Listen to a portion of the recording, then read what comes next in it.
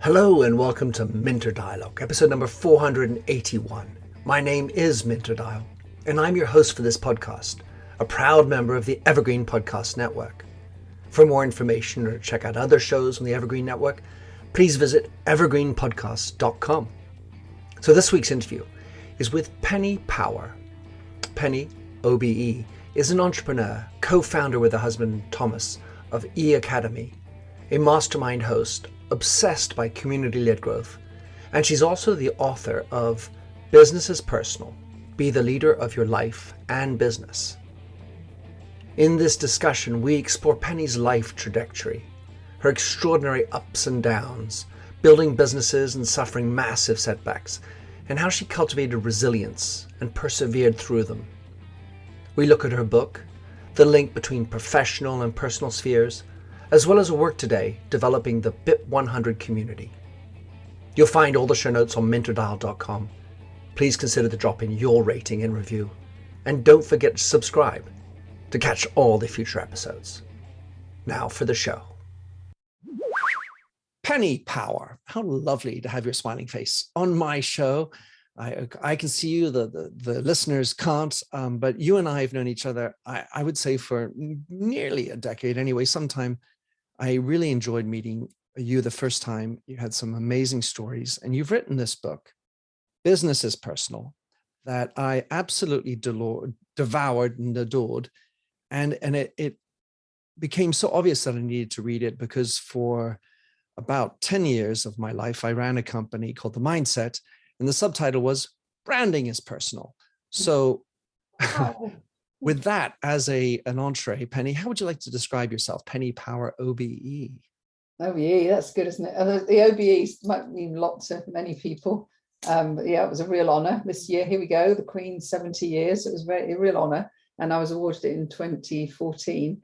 Although Thomas says OBE stands for Online Business Executive, rather than Order of the British Empire. But how would I describe myself? Gosh, that's we're diving straight in here. Okay, how would I describe myself? Paranoid would be a good description of me. We could delve into why that is. Servant leader, very much. Through my life, I've always been that. I suppose people call me an entrepreneur. I'd say I'm more a small business owner. I'm somebody who loves to connect hearts in business. I've built large companies. I've toppled over a couple of times. Very family oriented. 58 years old, mother of 3, married 32 years.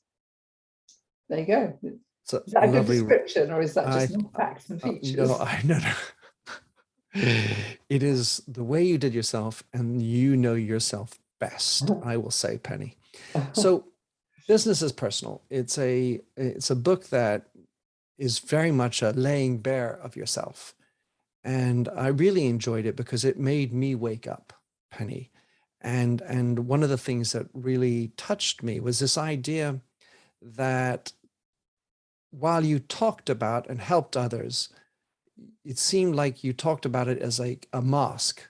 Just talking about your problems wasn't actually fixing your problems. And that's something that it resonated with me, that oftentimes people say, well, talking helps, but it doesn't necessarily fix the problem.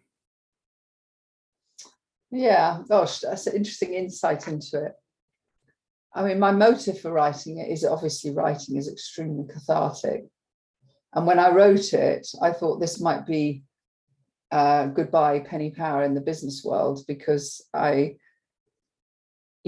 decided right from the get-go when I started to write it, I was not going to put any mask on or conceal any part of me.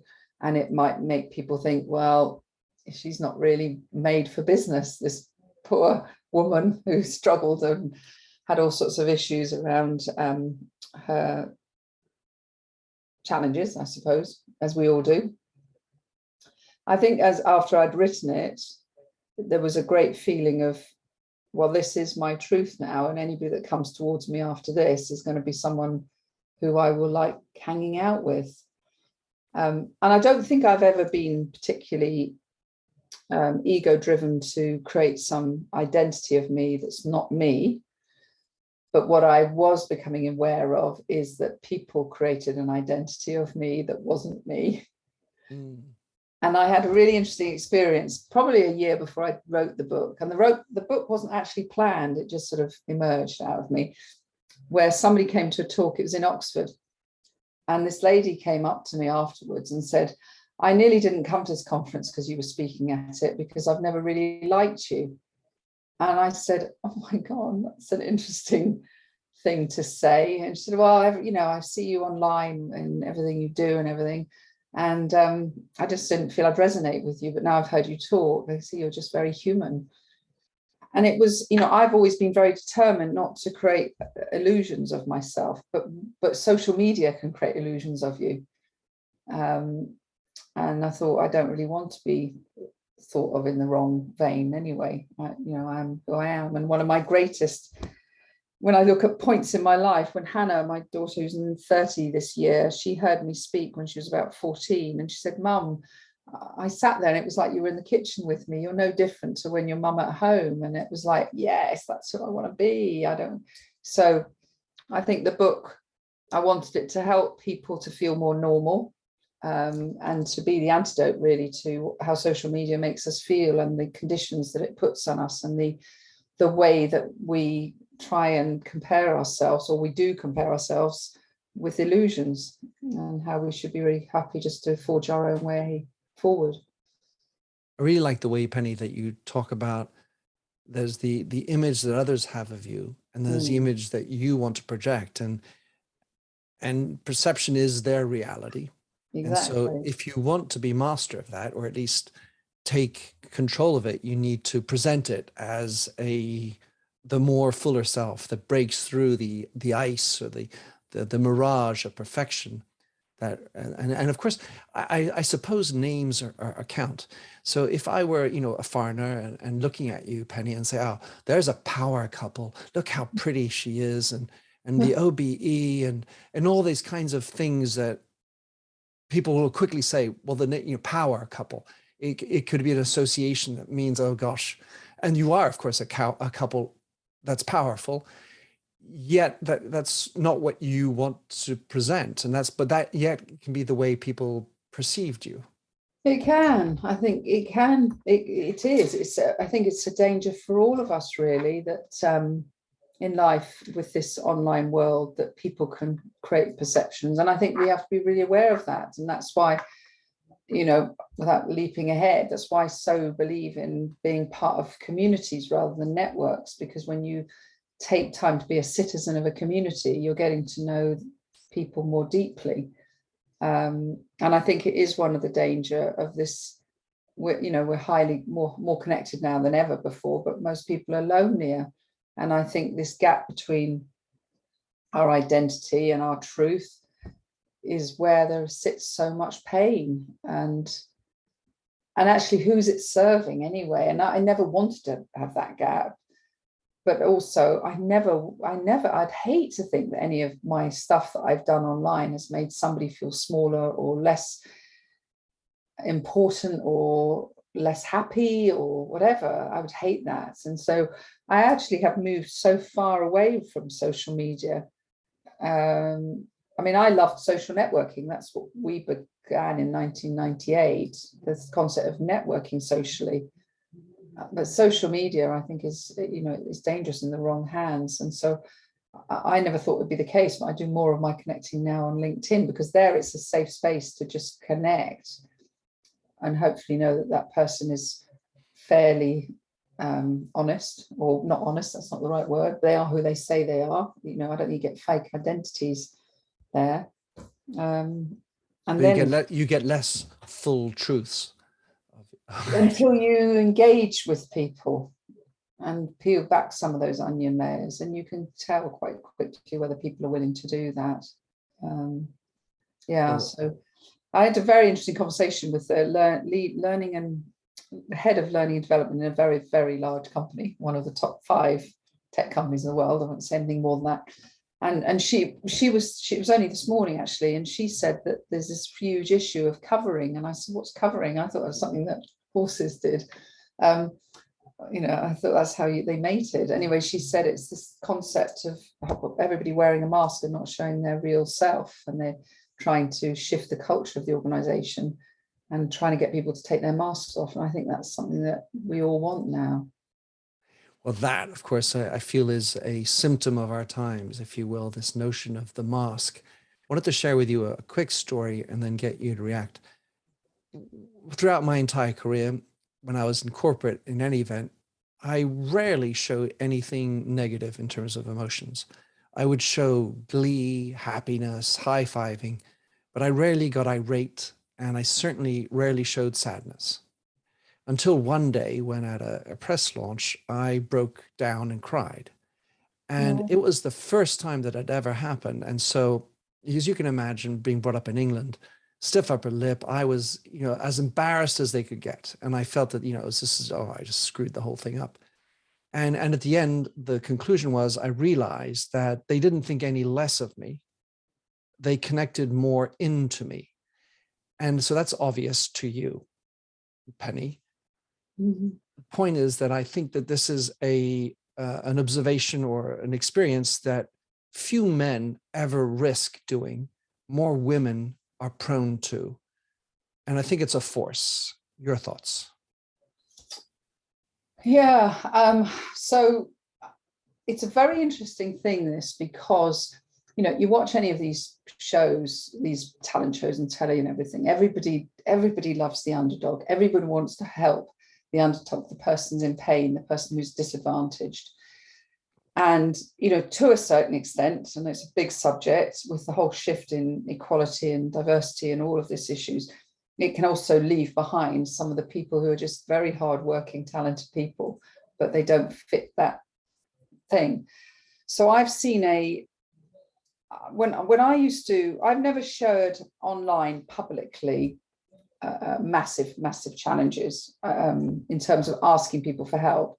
I've written it into content to try and create empathy and resonance, to try and make people realize that I'm not coming from an academic viewpoint. I'm coming from my own experience and maybe wisdom through the years.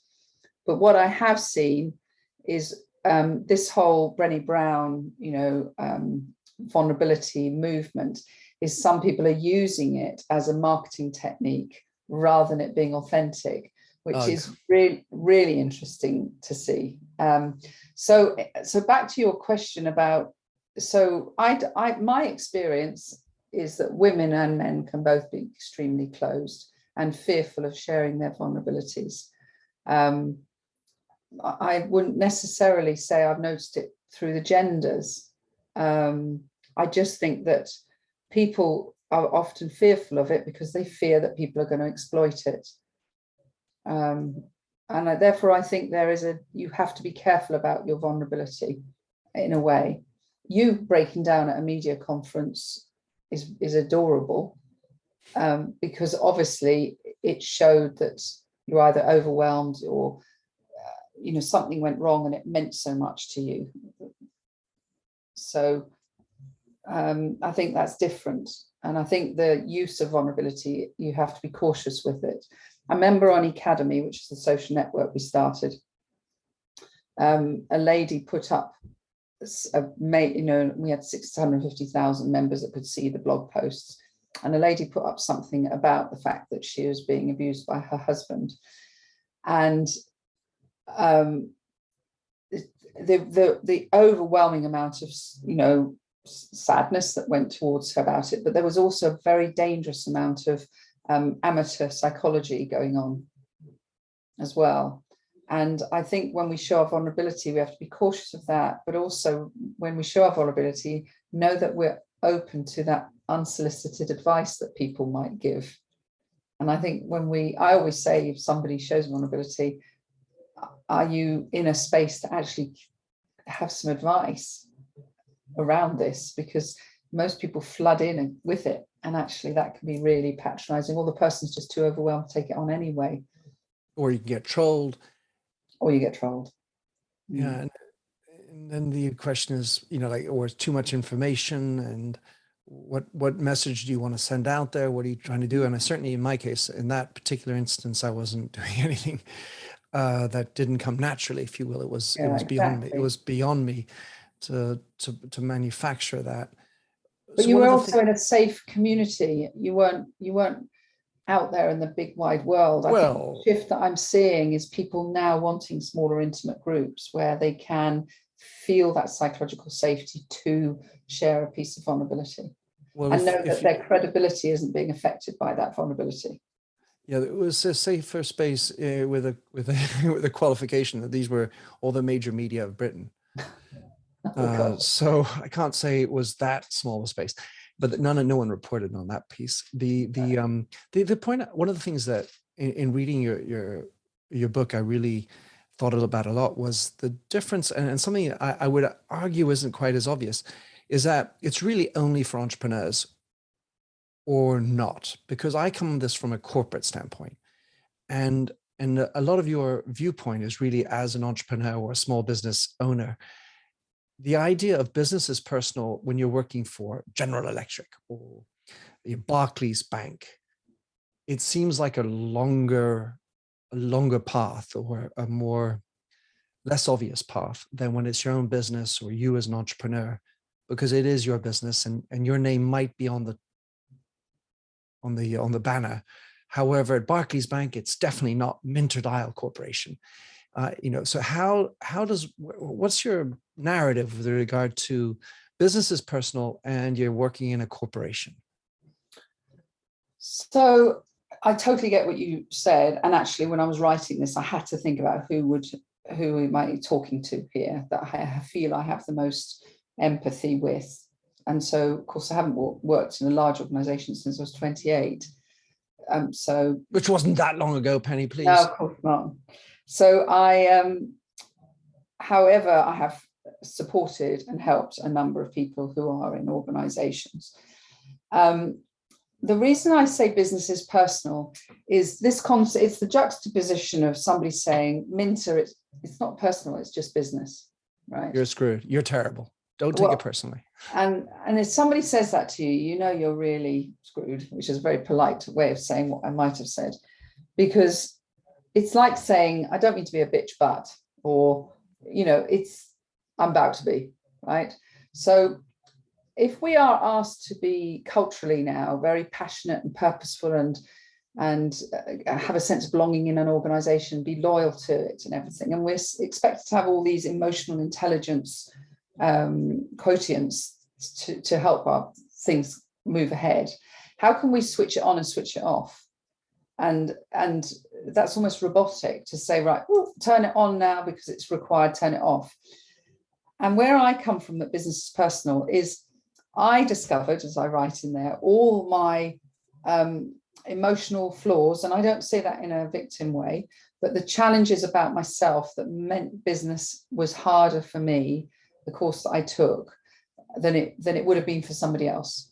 And those were around lack of boundaries, beliefs around unconditional love to everyone, no matter how they treat you, self-worth issues because I'd been so deeply broken down by adversity, total abuse of myself around my expectations of myself, as some people call it, the underconfident overachiever who gets dumped with everything.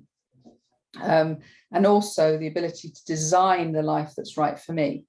And that's where it's personal. And when I wrote this in 2018, it's when I was coming off a 20-year conveyor belt. So I got on this conveyor belt age 33 called Ecademy, which when I started the concept of us social networking as business people, there was no LinkedIn or Twitter or Facebook or anything. I just thought, I care deeply about people having a sense of belonging. I want people to know they matter. There was no tools online that could help people who were business owners that were going to be working at home on their .coms, and I wanted to help them. I wasn't planning to become this sort of globally recognized in my sector person that had built the world's first social network and travel around the world and sit in front of financial institutions and pitch to them. And the conveyor belt I went on, which has immediately made me have an identity that wasn't really my truth, because that was never my intention to be that person. You didn't create that conveyor belt. The conveyor belt is a societal one that sort of imposed, this is the track. Well, it was because we created something that was very explosive. I mean, if we can now take our heads back, imagine no LinkedIn, imagine no Twitter, imagine no Facebook, imagine no Instagram, no Snapchat, no anything. Online, there were Yahoo groups, and they were mostly used by, I use the geeks. term really beautifully. I use it beautifully because my husband's half geek, I could say half geek, half human. They were used by geeks. So the run-of-the-mill person, there was no way to connect online. And we created it. This was a year before Friends Reunited started, which some of us will know. So suddenly, we started this. We poured £250,000 of investment into it because we needed to create the code and get it known. And suddenly people are pouring in, and the media are asking me about it. And I was still breastfeeding my third child, and that's where my heart was, really. I was expecting to sit at home in the evening when the other two were asleep and TJ was on my lap, answering a few messages and connecting some people. So this conveyor belt, now what happened to me and Thomas, because Thomas then came into the business because we were due to float on the stock market and they wanted Thomas as well. What happened to me was I suddenly went into risking everything, and safety and security is very important to me. Financial safety and security, very, very important to me. Risking everything, having expectations of me, and finding that I was arranging for somebody else to pick my kids up from school because I had this commitment to talk to a financial PR firm in the city or whatever. But then I became obligated to this machine and the beautiful people inside it. And so my priorities got completely confused. And I think this is the thing about going back to your question about, is this the same in corporate land as entrepreneur land? Totally the same. Because sometimes we don't properly sit back and design the right life for ourselves in business. And we have to know what feels right. And it took sort of a really scary experience in 2018 for me to go, oh, way, 20 years on this conveyor belt, who is this person? And jump off it.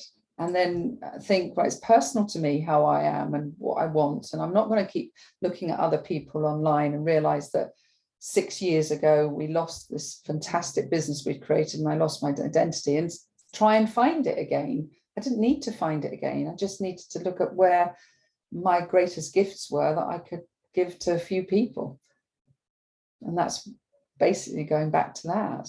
So I've now created community just for 100 business experts, which actually what I thought Ecademy was going to be back in 1998. But you're not breastfeeding anymore. No, not my babies.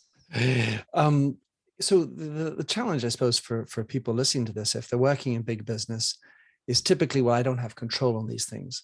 Not that you have total control when you're an entrepreneur. That's, it's a nice idea, but it's not easy because you do get shareholders and other owners and so on. Yeah. But you're working in a big business, and you talked about putting on a mask, and I think that notion is so overridingly true for entrepreneurs, Yeah. but it's even more imposed when you're a cog in a large wheel. When you walk in the door, well, this is how we operate. You wear this type of tie, this type of mask, and this is how we go. And when you're younger, it feels for me that you feel like that's an imposition you need to do in order to survive, if not to succeed. But the big thing is getting to know who the heck you are.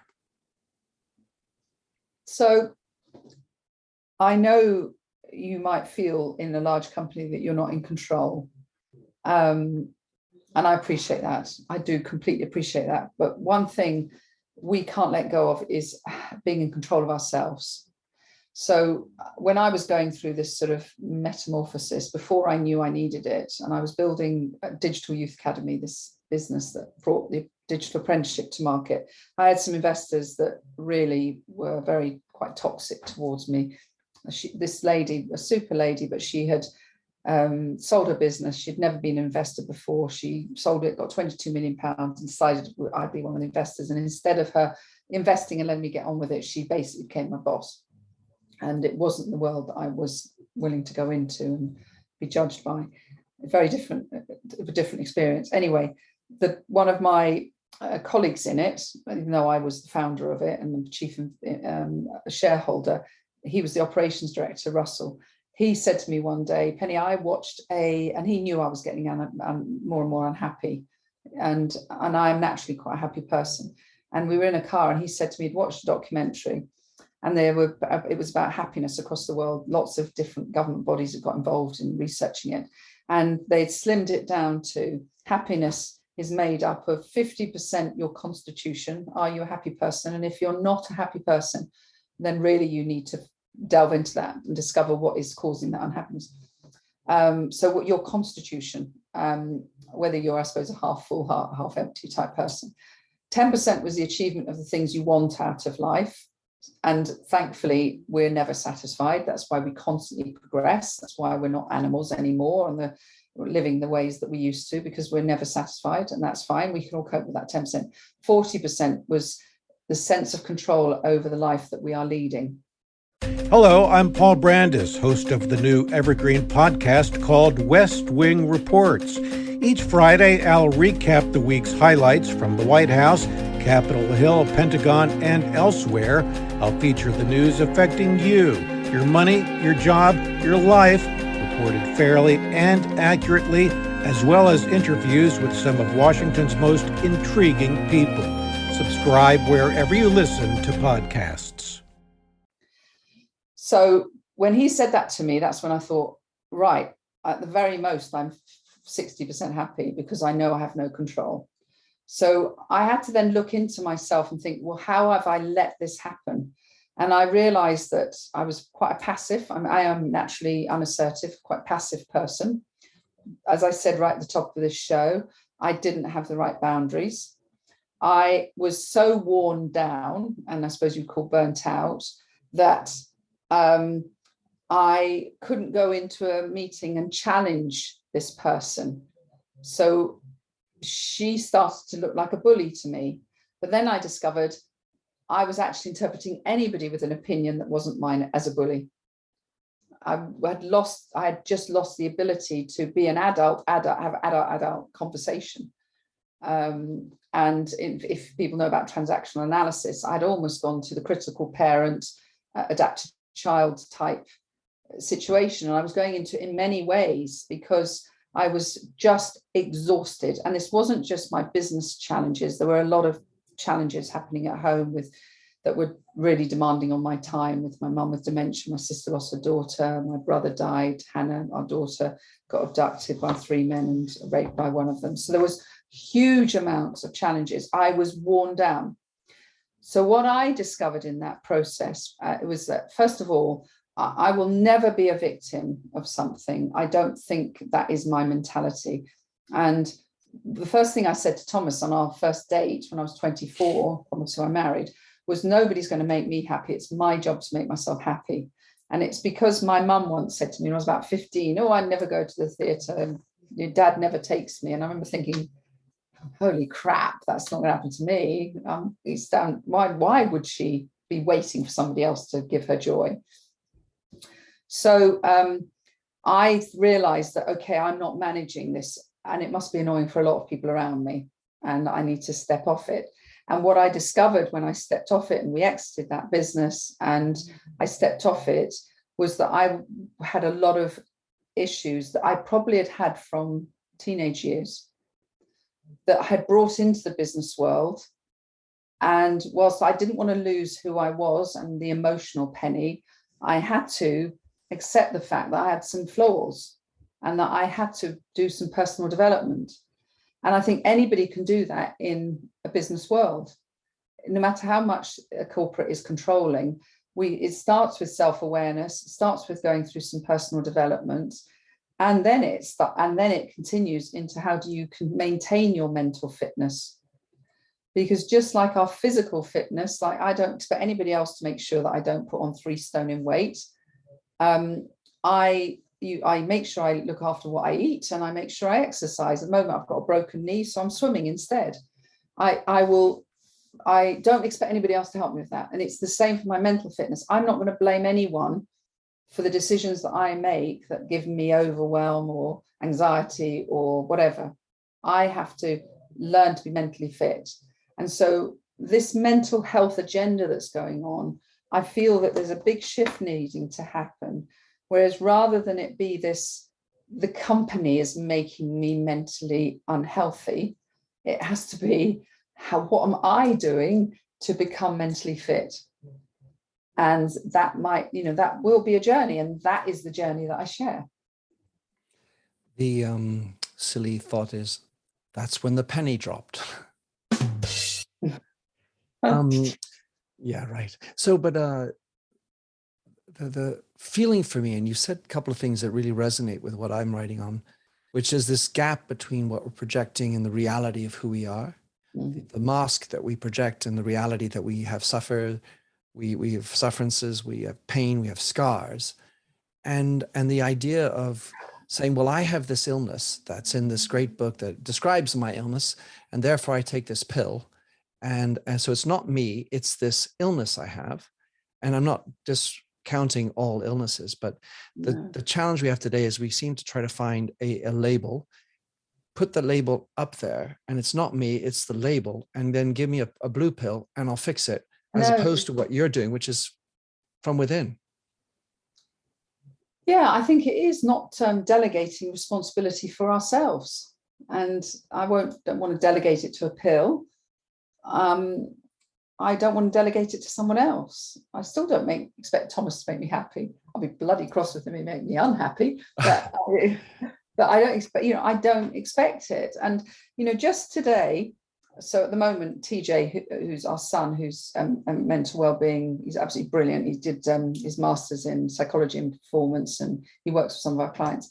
I went downstairs. I said, TJ, I am feeling overwhelmed. And he said, well, what is it then? I don't know. I'm just feeling so overwhelmed. And he said, well, how are you managing? How are you structuring yourself? And he came up and he spent half an hour with me, and he set me up on Notion. And he said, right, Mum, you've got to start having a proper system for all the stuff that's coming at you. So as soon as I can feel the trigger, I jump on it straight away. I don't accept that I have to feel anxious or overwhelmed, there's a raft of things that I am frustrated by in my life, particularly where I am at this age, because of the financial damage that we created through Ecademy to ourselves. Through just believing in it for too long, 14 years, we propped it up for 5 years longer than we should have done. There's consequences of that. And so I'm not saying that my life is by any way perfect, but it's only me that can change it. And I have to constantly personally develop and learn techniques and adapt to a world that is fast changing.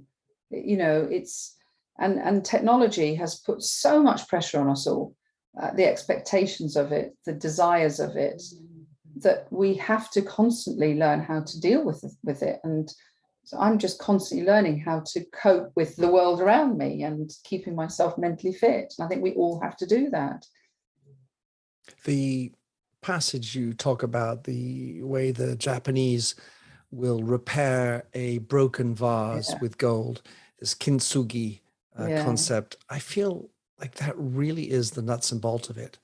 That I have a scar, I have a pain, I have an issue, I'm broken, but the way you deal with it, with gold inlay or not, is actually what life is about. Yeah, I think I love the fact that you've brought that up, because it's very clever. And there was that, I saw Kintsugi, it was on Instagram when I was going through my sort of broken period. And I saw that, and I also saw a Lao Tzu quote that said, in order to be whole, first allow yourself to break. And those two things really resonate. And it's like anything, somebody might be listening to this and that means something to them. Many people might listen to this and say, what are they talking about? Because it's either going to resonate or it's not.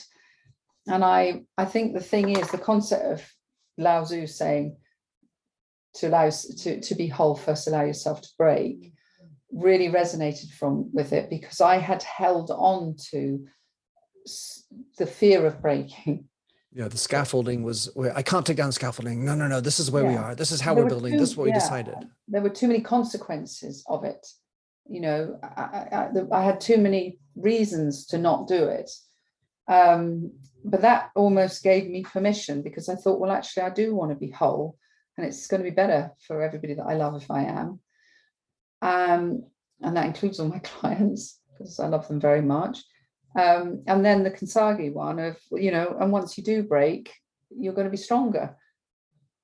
And those two things together are such powerful words if they resonate with you at the time, because I am definitely at 58, just through self-awareness, which I had to break to be self-aware and learn those things, I'm definitely a more whole person than I have ever been, because I'm not trying to make up for my flaws. I'm not trying to keep putting a broken thing back together myself. It's happened now, and it's got all the gold or the whatever metal it is that put it back together. And I can forgive myself for that, and also realize that I'm not going to change my personality, but there are parts of my character that I can develop. And my personality is one to be highly emotional, very open. I've always been very open, very loving, very driven from the heart. These are all my personality traits, but my character had some flaws that were maddening and were damaging to me, but also maddening for other people. You write at one point about how, well, if I had a penny for every, or probably $1, I should say, for every time someone said, you ought to live in America, considering how open you are. I thought that, and you said, well, does that actually reflect back on the stiff upper lipness of us in Britain? And of course, in the end of the day, there's openness, and then there's sometimes too much openness, and you can create vulnerability or exposure through that.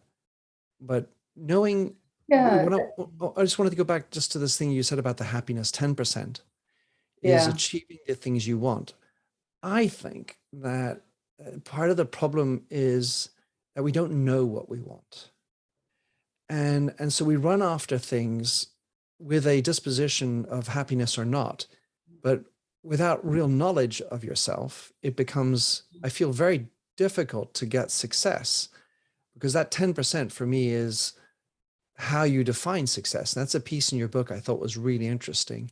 How do you advise people, Penny, to define their success? Because you do it in a really great way for you. What is the road? What advice do you have? Somebody who says, well, I don't really know what I want, or I don't know what is success for me. So I really don't know what words are going to come out of my mouth now. Okay. Well, good. Let it be.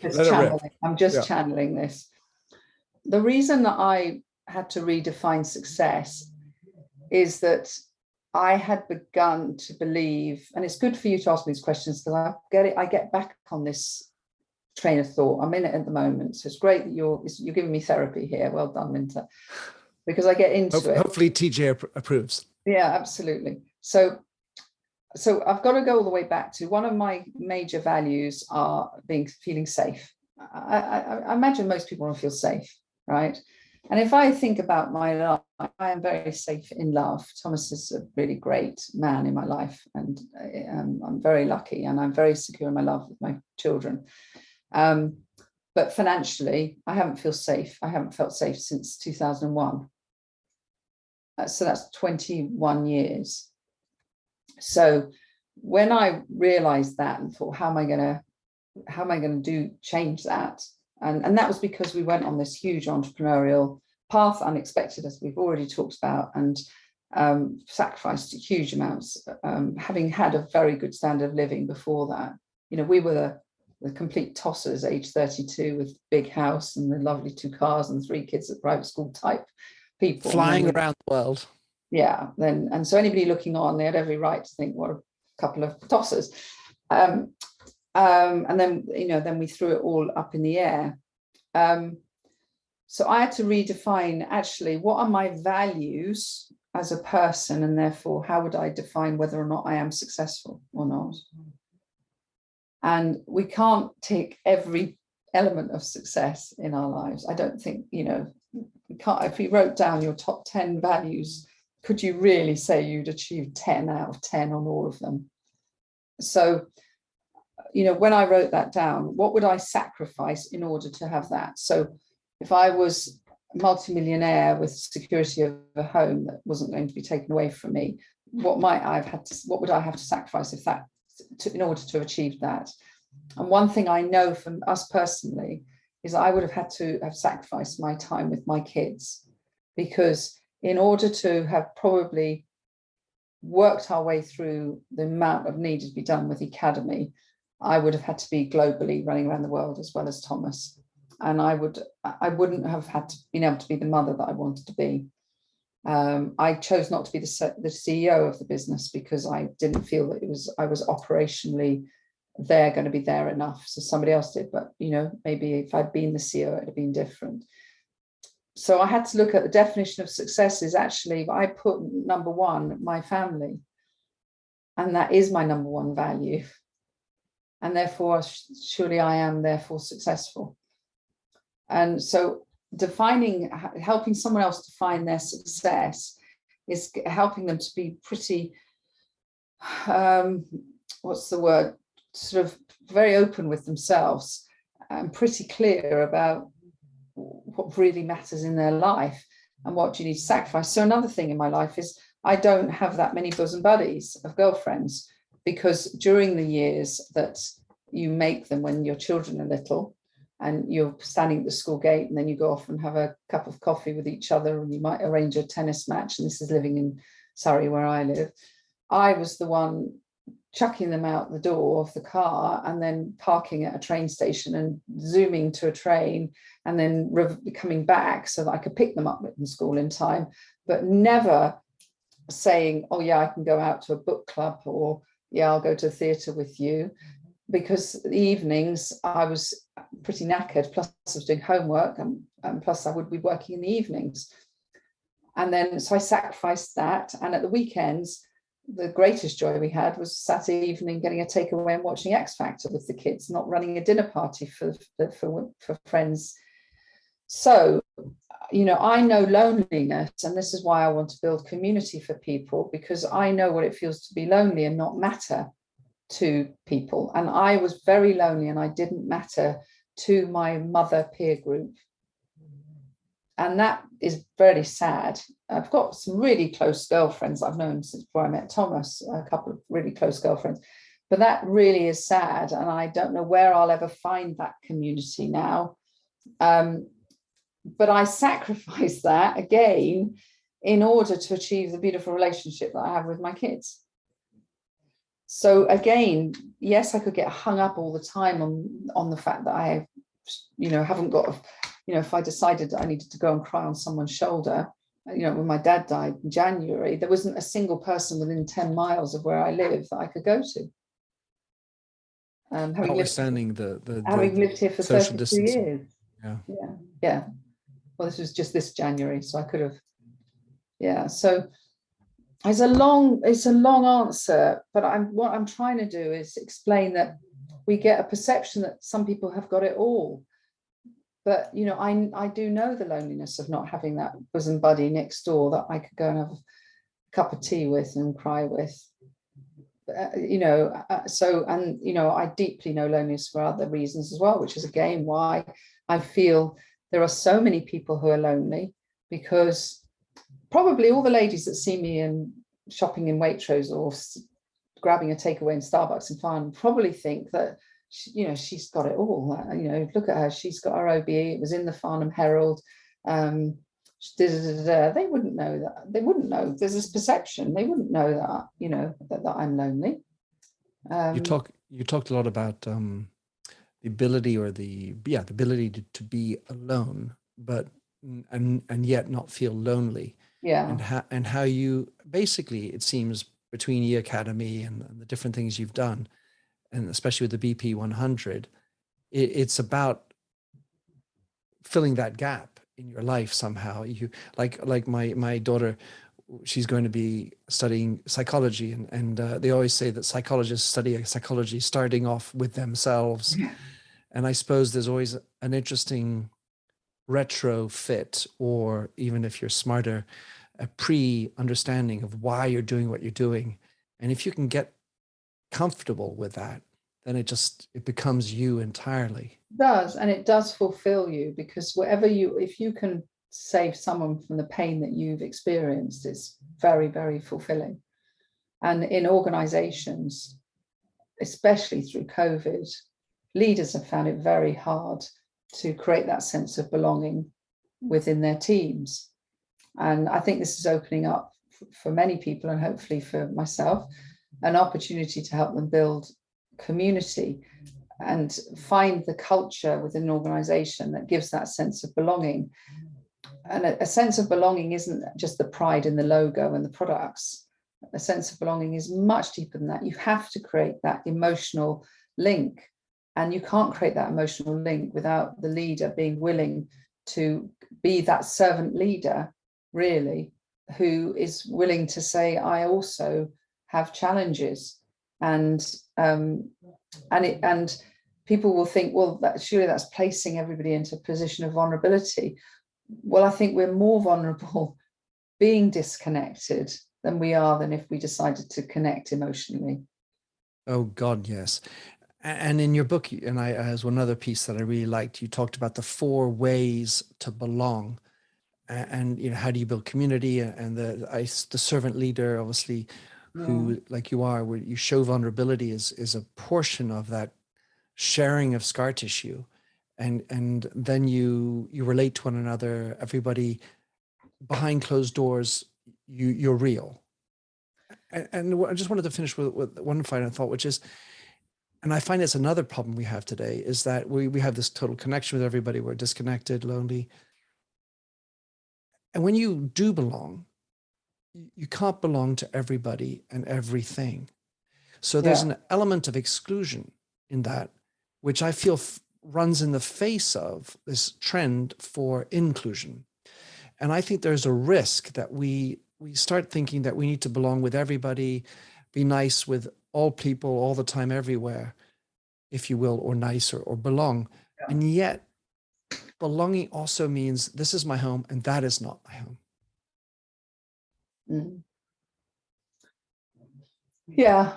I think, how do we create the absolute perfect world? I don't know, but I think you're right. You've got to be very careful of exclusion.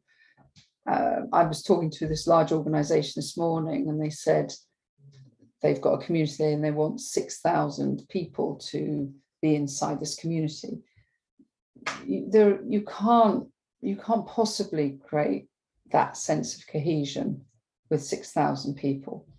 I mean, we've now got, out of the 100 members that what we call citizens, that we want to bring into BIP 100, we've got 73. And even now, when I onboard, and I put a lot of time into onboarding someone into it, and all the methodologies that we have for them to connect, it still takes time and a lot of love to get someone to feel part of that. And that's only going into a community of 73 people. So you have to start thinking smaller, I think, to really build that sense of belonging and ensure you don't have exclusion. Otherwise, you'd be like going into a town of 6,000 people and standing up with a billboard in front of you, really, and saying, hey, this is me and look at my problems, or this is what help I need.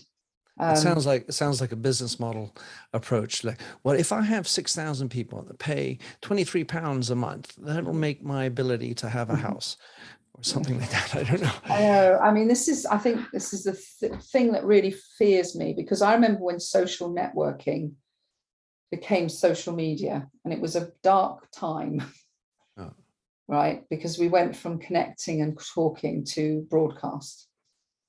And I think there's a real danger that people are starting to talk about networks and calling them community.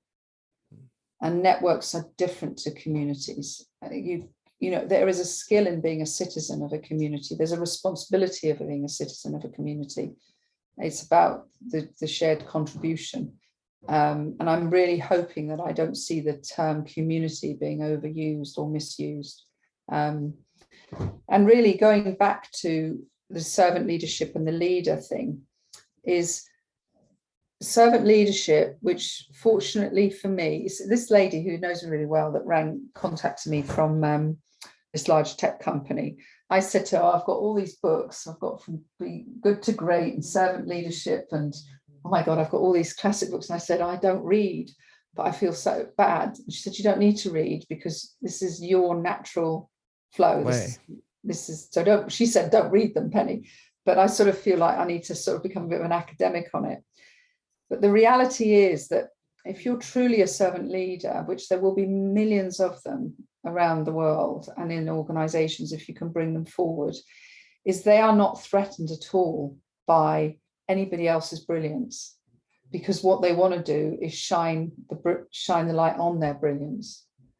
And so, and as soon as you do that, you make people's self-esteem so strong that they're therefore not scared to then show a chink. So you can't force vulnerability without the right culture of leadership. I suppose that's what I'm trying to say. Well, yeah, culture destroys strategy.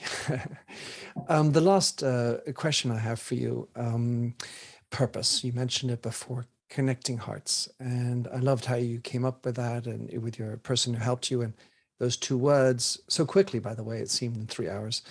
And it very much links into who you are and your core values. Something that I think was interesting in the way you express it is within business.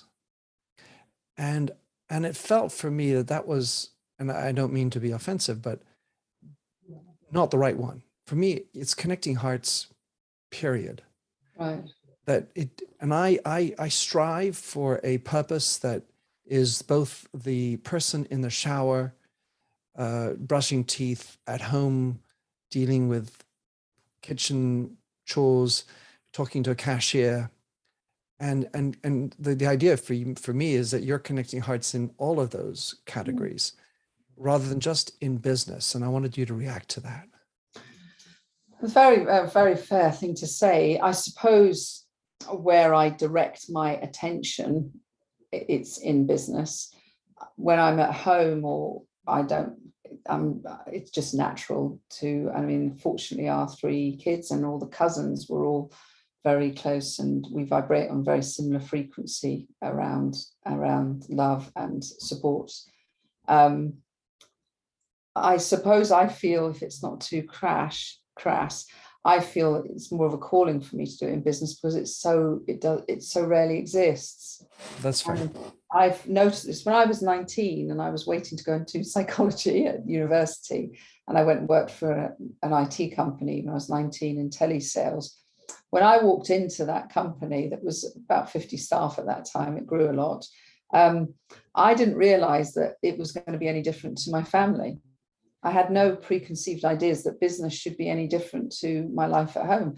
So I was, I used to talk terms of endearment. I used to cuddle. My first client, I remember when I had to go out and meet a computer dealer down in Southampton, I walked in, I didn't shake his hand and I gave him a hug. And I'm talking about in 1983, didn't do things like that. And I've always felt that relationships in business should be as important as my relationships in my non-business life. And not giving a dirty word to it, but it's personal. Yeah, it's very personal. And fortunately, that's not been knocked out of me. That's right. And I feel that's what we need now. We need love in business, and leaders need to feel that that's strengthening, not weakening their organizations. Yeah, and I truly believe that. And you mentioned, where we talked about the openness in the United States when I ran my company, which is a corporation, a large corporation at that. We made hugging a part of it. Yeah, and we're talking about that in the 1990s. Well, actually, the company had that before I came along. But even in the 1990s, when I was running it and into the 2000s, we allowed for hugging. And by the way, it was a 7-second hug. It wasn't just a tap tap as so many people might do. It was, bosom to bosom. And maybe we're in a different talking world. About absolute basic human needs. The basic needs that we have is affection and closeness and kindness. It's so basic. It's not extraordinary. Within the world of business, as you say, and I think that was a really interesting clarification for me. Penny would take that on board. Penny, thank you so much for coming on and sharing with us your story, your ideas and advice, and being very open in the way you talk about it. How can anybody, if you want, follow you, contact you, and of course, get your book, Business is Personal? Oh, well, that's very kind. Well, the book is, it's on Amazon, but it's also available as a Audible, even on Spotify. So that's who is the speaker? Who narrated I it? am. There you go. I went into a studio with a professional sound engineer who put me through hell. Indeed. But I went in I think it was about 9 visits to it over 22 hours to get it right. So, so that's lovely. That's my book. You can reach me on LinkedIn, but also my email is penny@pennypower.co.uk. And if anybody is genuinely interested in connecting, please tell me that you've connected as a result of me being on Minter's show, though, because I'd love to tell Minter that we've connected. Beautiful. I'll put all that in the show notes, and now I just have to my audience who's been listening. Thank you, Penny. Thank you, Penny. That was lovely having you. I loved it. Thanks for having listened to this episode of the Minter Dialogue podcast. If you like the show and would like to support me, please consider a donation on patreon.com/MinterDial. You can also subscribe on your favorite podcast service. And as ever, rating and reviews are the real currency for podcasts. You'll find the show notes with over 2,000 and more blog posts on minterdial.com. Check out my documentary film and 4 books, including my last one, You Lead, How Being Yourself Makes You a Better Leader. And to finish, here's a song I wrote with Stephanie Singer, A Convinced Man.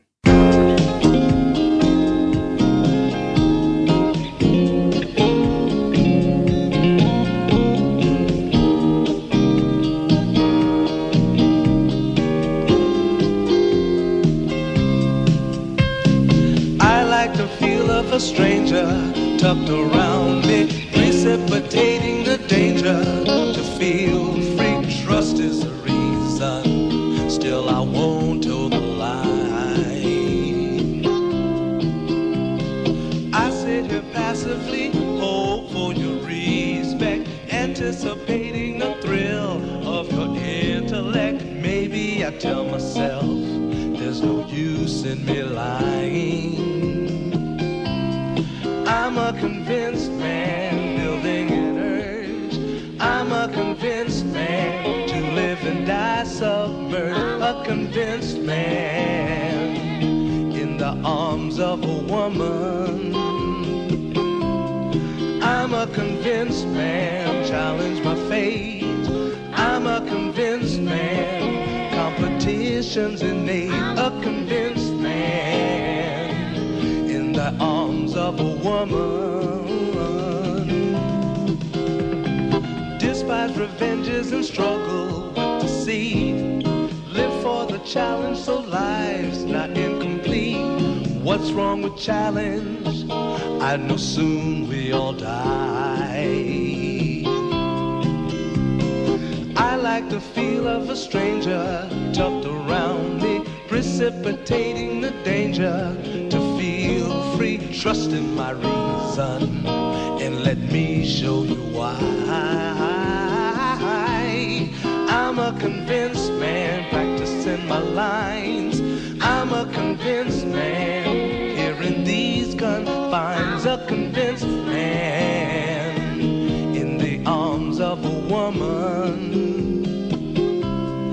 I'm a convinced man, admit to the test. I'm a convinced man, I'm ready for an arrest. I'm a convinced man, in the arms of a woman.